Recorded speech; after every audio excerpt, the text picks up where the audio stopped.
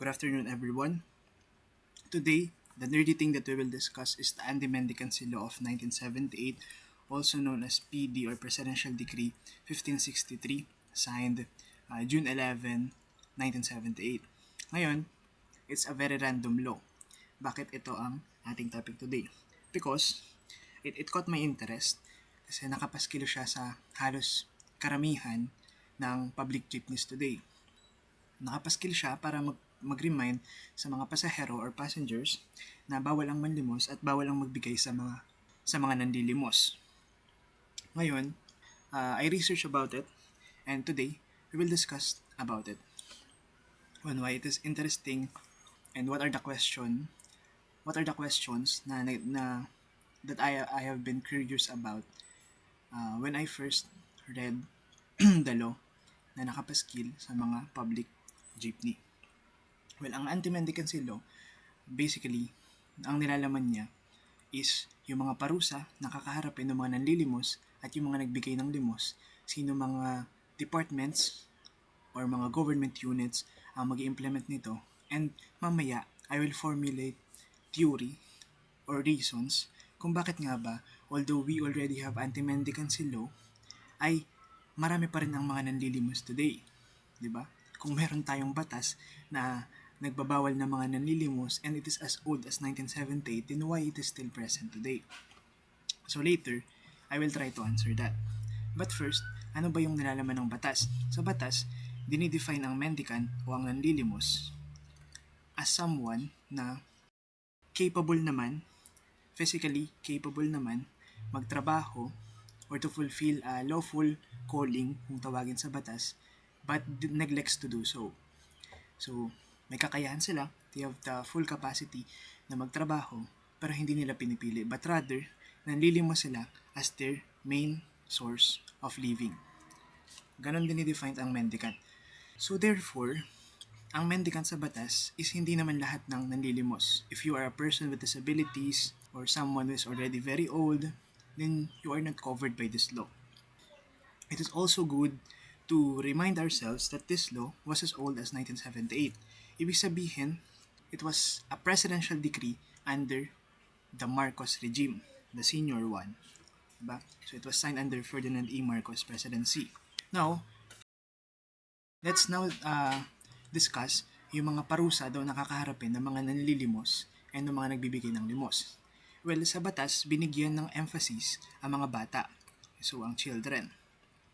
Ang mga bata daw na 8 years old pababa ay ibibigay sa care and custody ng Department of Social Welfare and Development. Kasi they are viewed as neglected child o pinabaya ang mga bata.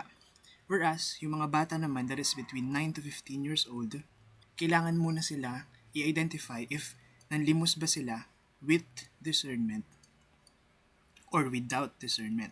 Ano ang pagkakaiba ng dalawa? Pag with discernment, may kamalayan sila. Alam nila na mali ang ginagawa nila. Or basically, they have the moral capacity to judge whether their actions are right or wrong.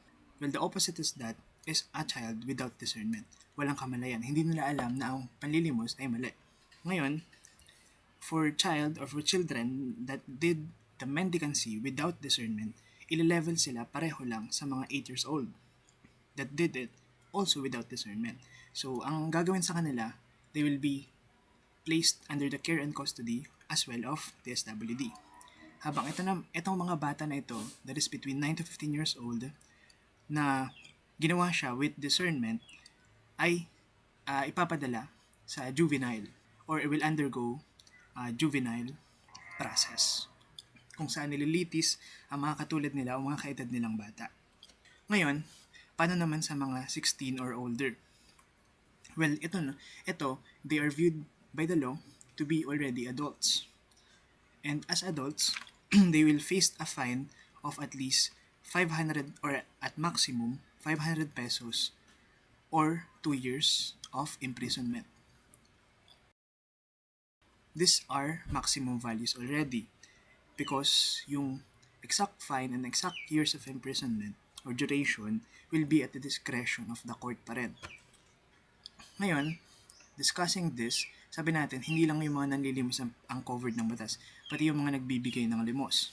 According to the decree itself, ang mga tao na nagbibigay ng limos will be fined at maximum or not exceeding 20 pesos. Now, this is 1978. So, itong mga values na ito, 20 pesos, 500 pesos, you have to convert it first in the inflation calculator para malaman kung gaano ba kalaki or gaano pa ka-significant ang mga amount nito in today's value. Ngayon, yung batas, it has also discussed about something called habitual mendicant. Ang habitual mendicant, it was defined by the law as mendicants o mga nanlilimos na nahuli na under the decree 2 or more times. Ibig sabihin, kung may nanlilimos, nahuli siya, kapag ikatlong beses na, or ikaapat or ikalima, or more than that, i-classify na siya as habitual mendicant. At ano ang pagkakaiba ng mendicant na unang huli at habitual mendicant na ilang beses nang nahuli? Well, yung parusa ang pagkakaiba. They will face a 1,000 pesos fine and not exceeding of 4 years imprisonment. Still, the exact punishment will be at the discretion of the court. Now, diniscuss din sa batas yung mga implementing agencies. Ibinigay ang main implementation sa Department of National Defense. So sila ang mag-i-implement ng batas. So basically, the military. Ang pagpapalaganap naman tungkol sa mga provisions at mga rulings na nasa loob nitong batas ay ibinigay sa Department of Public Information, which is not anymore existent today. Tapos, ang pangangalaga naman sa mga nahuling nanlilimos o sa mga nahuling bata ay ibibigay o iatas sa DSWD. At finally, ang mga shelters, ang mga centers kung saan ilalagay ang mga nahuling nanlilimos ay ibibigay o iaatas sa mga local government units. And that's where the technicalities of the Anti-Mendicancy Law of 1978 ends.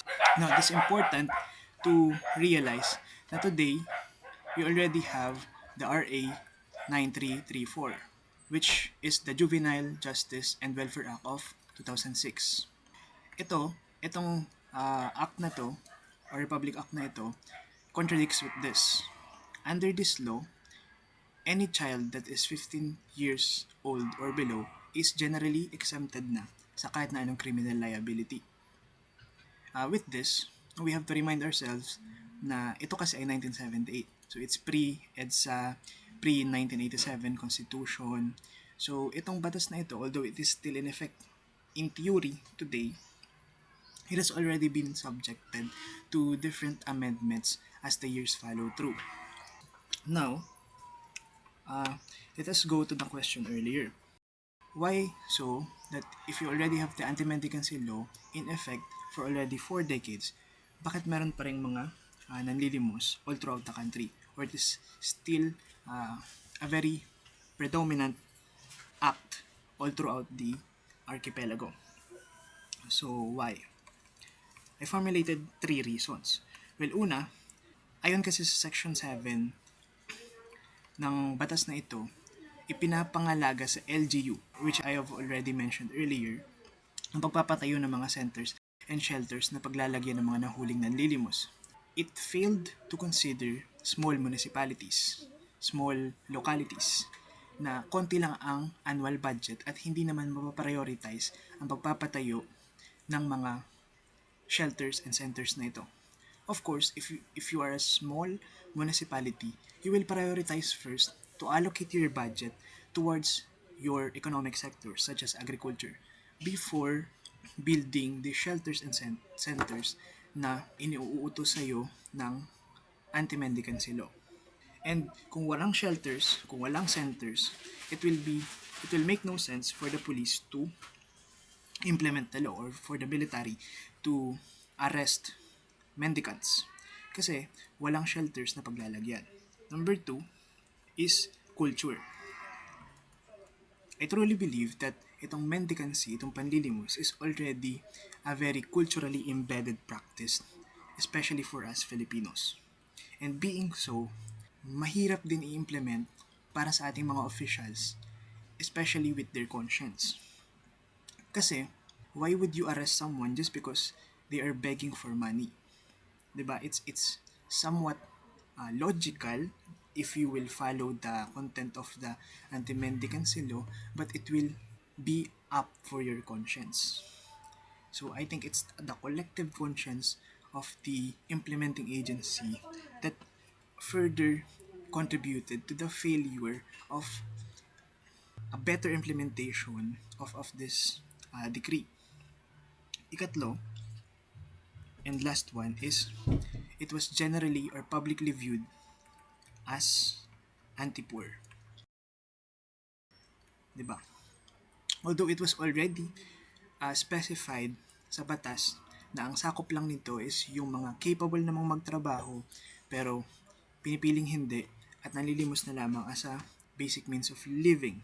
So, siguro yun ang magiging depensa ng batas kapag tinawag siyang anti-poor, but it failed to consider the fact na hindi madali makahanap ng trabaho in the country, especially during this time of setting, 1978, and especially in the present as well. No? At hindi rin lang naman physical capability ang nagdidikta sa kung maaring magtrabaho o hindi ang isang tao.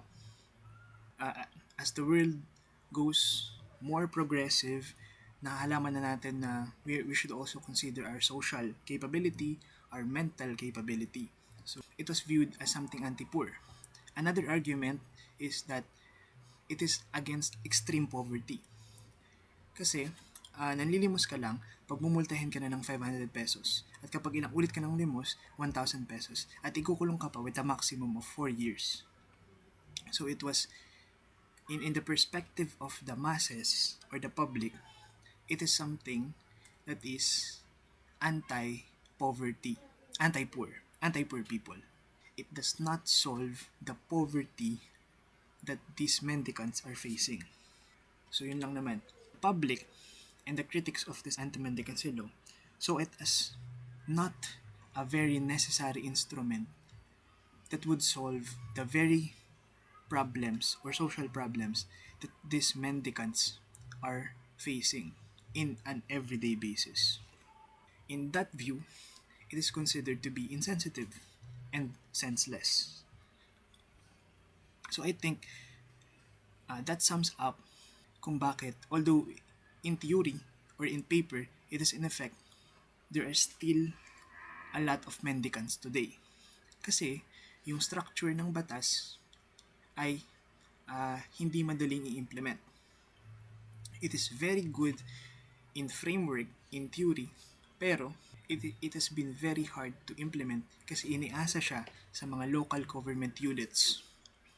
I think itong Department of National Defense, kung ita-translate mo siya, I don't know if translate is the right word, but I will use it. If ita-translate mo siya into modern setting, siguro iaata siya sa DILG na kung saan under ang Philippine National Police.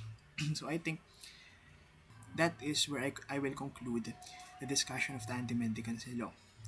That although it is very good in structure, although it has already been subjected to a lot of amendments throughout the years, it is not a very good law to implement because the public do not like it and the policeman cannot implement it very well, or at least the social setting does not permit them to do so. So I think that would be all, and I hope you like it. Thank you for watching.